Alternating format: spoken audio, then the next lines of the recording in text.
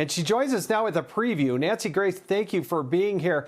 I want to start with the idea that one of the reports that we got is that when they went in to capture him, that he said, "Am I the only one that was arrested?" What do you make of that? And give us your analysis of this whole case and where we are today. Well, that would suggest that there is an accomplice. I want to point out two things. This guy has got a master's degree in criminology. He's currently working on a PhD in criminal justice. Yet he drove the getaway car all the way and parked it outside of mommy's house? Are you kidding me?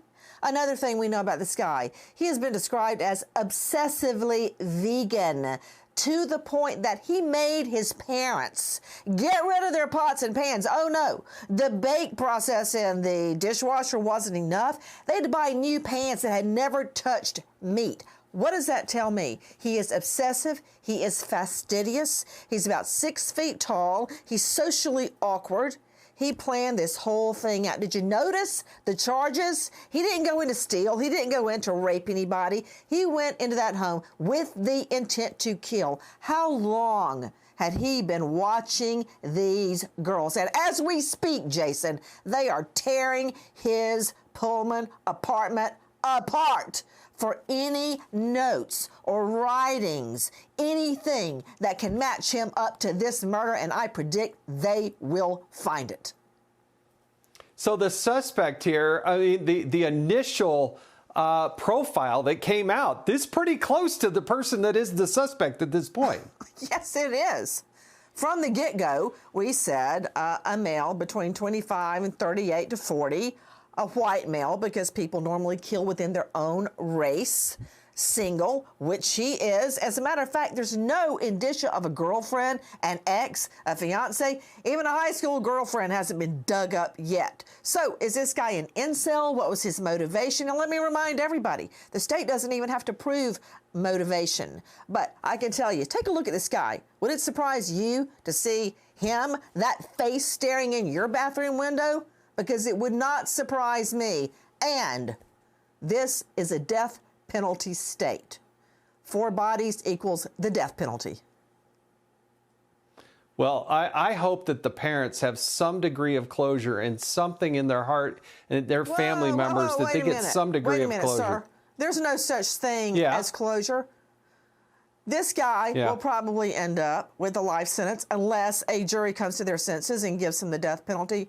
These families, and I know as being a victim of violent crime, you get a life sentence for the rest of your life, wondering what your loved one went through at the time of their death.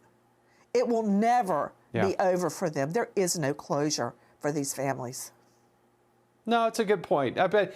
Do you believe that there is or is not somebody else out there? The police chief was asked a direct question.